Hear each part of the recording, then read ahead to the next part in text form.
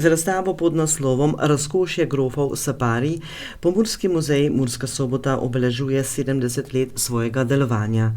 V prostorih Soboškega gradu se po skoraj stoletju znova srečajo dragoceni predmeti, ki so nekoč krasili grajske sobane družine Sapari, nekdanje lastnike gradu. Razstava obiskovalcem ponuja vpogled v razkošno življenje plemiške družine, ki je za svojim vplivom in kulturno zapuščino zaznamovalo podobo Murske Sobote in širšega Pomurja.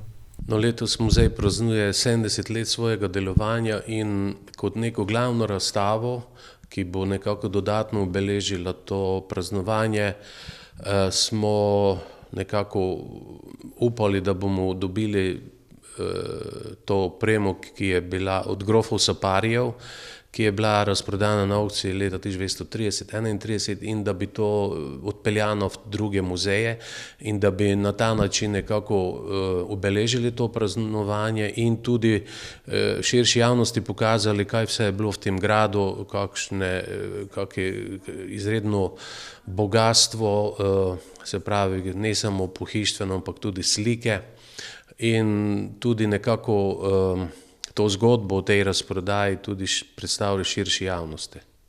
Imeli smo slavnostno akademijo 21. januarja, smo nekako, ko je bil ustanovljen muzej, na isti dan pripravili slavnostno akademijo, potem pa v celem tem letu imeli aktivnosti, ki so vezane na to 70-letnico. Kot je ob tem pojasnil direktor Kerman, gre za občasno razstavo, katere predmeti bodo po zaključku vrnjeni, hkrati pa predstavlja vrhunec celotnega praznovanja. Sicer pa tudi Pomurski muzej v svoji stalni razstavi ima kar nekaj predmetov, ki jih pa tudi celi rodovnik, ki so vezani na grofe Sapari. Ob 70. obletnici delovanja Soboškega muzeja bo izšla jubilejna 30. številka zbornika, ki je ob tej priložnosti posebna, s čimer obeležuje dolgoletno delo muzeja. Kakšni so načrti muzeja v prihodnje?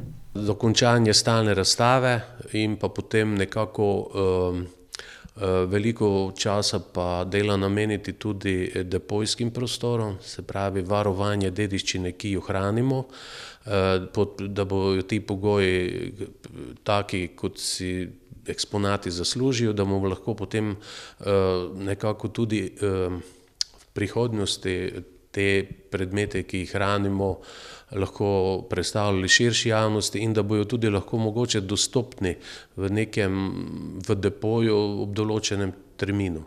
Več o tem, kako je družina Sapari vplivala na razvoj regije in družbeno življenje v času svojega delovanja, nam je povedala muzejska svetovalka v Pomurskem muzeju Tamara Andrejek. Družina Sapari, ki je prišla leta 1687 svojim, bi rekla, prvim moškim članom, ki je začel to soboško linijo k nam v Mursko Soboto z nakupom tega gradu.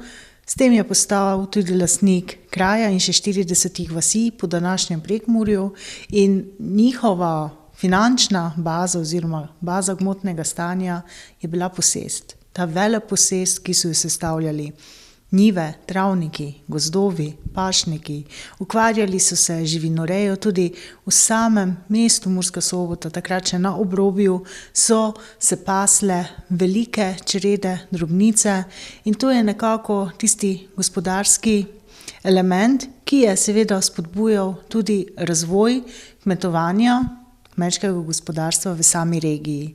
So pa kot pripadniki višjega, visokega plemstva v takratni Habsburški monarhiji in kot posestniki graščin s pripadajočimi ozemlji, ne le v Prekmurju, ampak tudi na sosednjem Madžarskem, z uradniškimi funkcijami, se pravi zaposlitvijo na samem dvoru, opravljali so politične, upraviteljske funkcije. Podajali so se tudi v družbeno-gospodarske odnose in širili svoje vezi s porokami, tako kot je bilo v plemstvu seveda nekaj običajnega. Vse to so pa kot nekake izsledke, bi lahko rekli, drobtinice prinašali tudi v samo Mursko Soboto in s tem Prekmurje, kajti ta graščina, ta dvorec, čeprav mu pogovorno rečemo grad, je bila njihova poletna rezidenca. Se pravi, družina, družinski člani so prihajali semkaj v toplih mesecih leta na oddih, da se odmaknejo od vrveža, velemesta. Vemo, da je bilo zelo razkošno, tudi razkošno, bogato opremljeno stanovanje v Budimpešti, ki ga je doletela neljuba usoda požara, in vsi ti elementi vezani na družino ali posamezne člane seveda kažejo razvoj, ki ga je monarhija vršila in ga je končala Prva svetovna vojna. Kateri predmeti so bili izbrani za razstavo, ki predstavljajo zgodovino družine Sapari? Kosi, ki se razstavljajo oziroma predstavljajo javnosti na razstavi Razkošje grofov Sapari, so vsi bili del notranje opreme njihovih bivalnih prostorov v prvem nadstropju, kjer danes domuje stalna razstava Pomurskega muzeja Murska Sobota. Pretežno gre za kose pohištva, imamo pa tudi nekaj okrasnih predmetov. Svečnik porcelanske manufakture Herent na Madžarskem, ki je ime, ki ga Prekmurci, da ne rečem samo Sobočanci, kar dobro poznamo. Izredno zanimiva in nad vse dragocena je okrogla viseča ura, ki je sicer neznane izdelave, tudi sama letnica, postavlja se jo v drugo polovico 17. stoletja oziroma nekako v času okrog leta 1700 mora biti, ter nekaj slik, portretov vladajoče družine, ki je članom familije Sapari podelila te dobre uradniške funkcije, zmožnost napredovanja v karieri in seveda tudi dosmrtni dedni grofovski naziv, ki ga potomci soboških Saparijev še zmeraj lahko uporabljajo in ga nosijo v svojem srcu, kako tudi vemo od občasne korespondence s katerim od teh članov, ki se še zmeraj spominja te dediščine, izgubljene, ampak nekdaj pred skoraj dobrim stoletjem še zmeraj njihove. Na vprašanje, katere člane družine Sapari bi v Pomurskem muzeju izpostavili kot najbolj vplivne?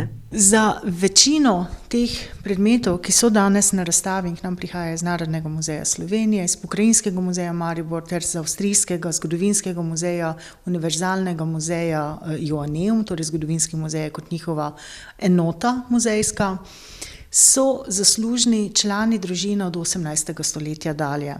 Tu se pojavlja ime Peter Ignac ter njegov sin Janez in brat Janezov Jožef kot trije člani, ki so prvi dosegli tako nazive kot neko statusno pozicijo v okviru same monarhije. Prav za Soboški grad in za Mursko Soboto pa je najpomembnejši v 19. stoletju živeči grof Geza Sapari, ki poleg bogate poklicne politične kariere leta 1894, vsega 4 leta pred njegovo smrtjo, pride do zajetnega dela dediščine beneške družine Morosini-Gaterburg. Ta dediščina po raziskavah kolegic iz Umetnostno-zgodovinskega inštituta Franceta Steleta pri Slovenski akademiji znanosti in umetnosti je bila sestavljena tako iz denarja, kot tudi dela zbirke, umetniške zbirke te družine.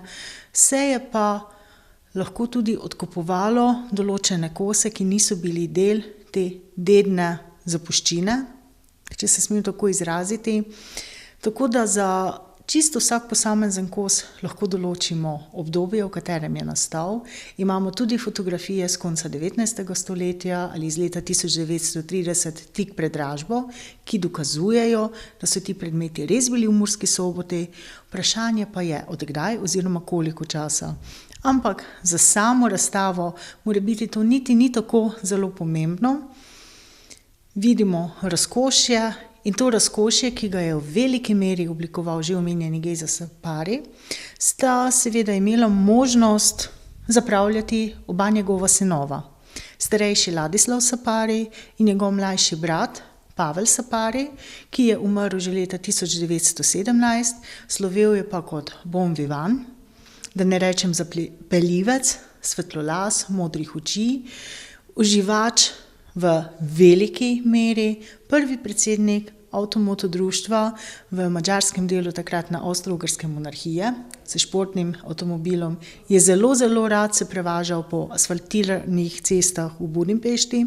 Nimam podatka, da bi kdaj s tem avtomobilom prišel v Mursko Soboto, ampak itak moram omeniti, da po letu 1908, ko njuna mati, grofica Marija, v Murski Soboti umre in jo prepeljejo na Madžarsko, kjer je pokopana v družinski grobnici, družinski člani, torej oba sinova s soprogami, mlajši imel tudi družino, otroke, niso več prihajali v Mursko Soboto, ampak je ta lastnina bila samo vir finančnih mahinacij, ki pa so v letu 1930 pripeljale do prisilne dražbe in razprodaje celotnega premoženja, vseh premičnin v gradu, tudi zemljišč in na koncu same grajske stavbe. V nadaljevanju muzejska svetovalka izpostavi tudi posebno zgodbo iz družinske zgodovine Saparijev. Zelo zanimivo je, da potem, ko je zadnji soboški grof Ladislav Sapari bil primoran privoliti v dražbo, ta se je vršila med leti 1930 in 1934, ko je takratna občina odkupila grad, so takratni slovenski ali pa jugoslovanski časopisi objavili novico leta 1932, da je grof Ladislav Sapari naredil samomor. In to je bila totalna fake news, ki sicer nikoli ni bila vehementno vzeta nazaj oziroma preklicana.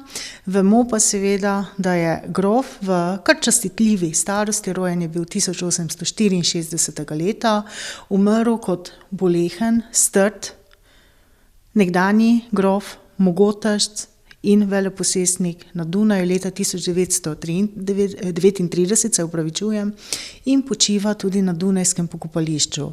Načrt je sicer bil, da bi truplo prepeljali v družinsko grobnico v Šerek-Polanju na Madžarskem, ampak to nikoli ni bilo udejanjeno.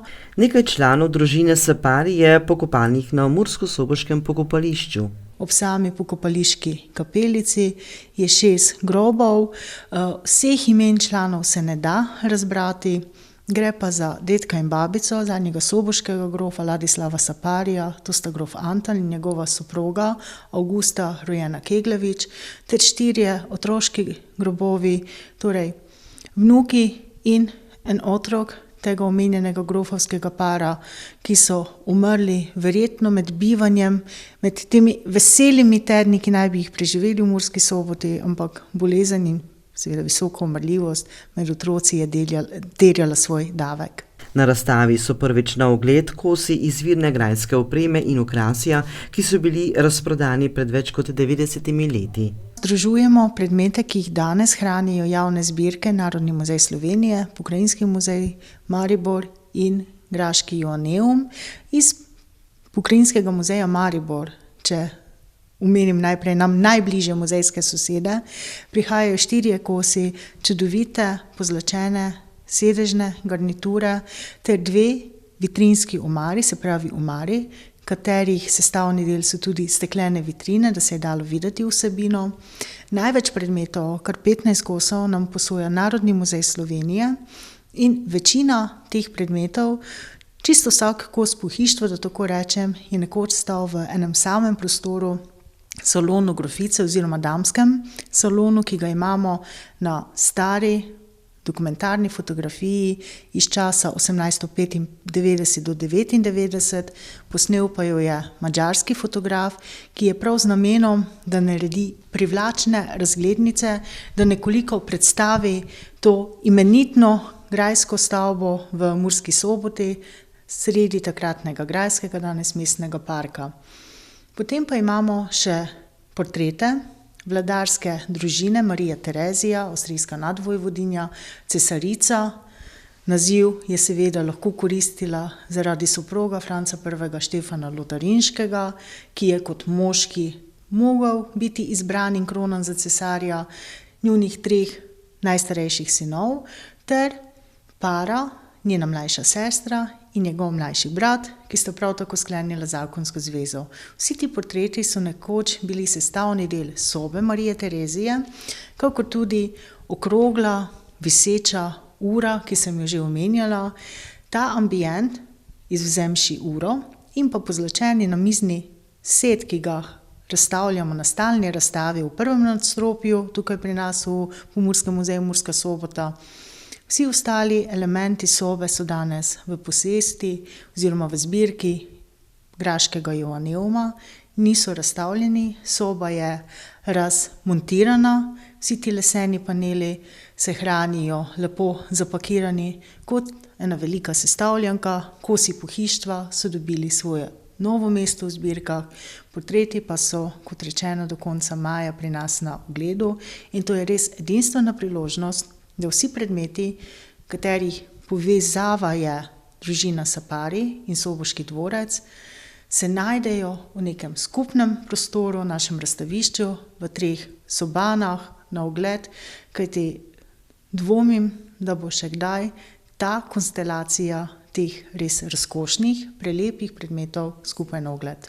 Zgodba družine Sapari je zgodba o vplivu, tradiciji in povezovanju dveh kultur, madžarske in slovenske. Njihova zapuščina še danes živi v Murskosoboškem gradu in v spominih mesta, ki sooblikujejo pogled na preteklost. Razstava bo odprta do maja 2026.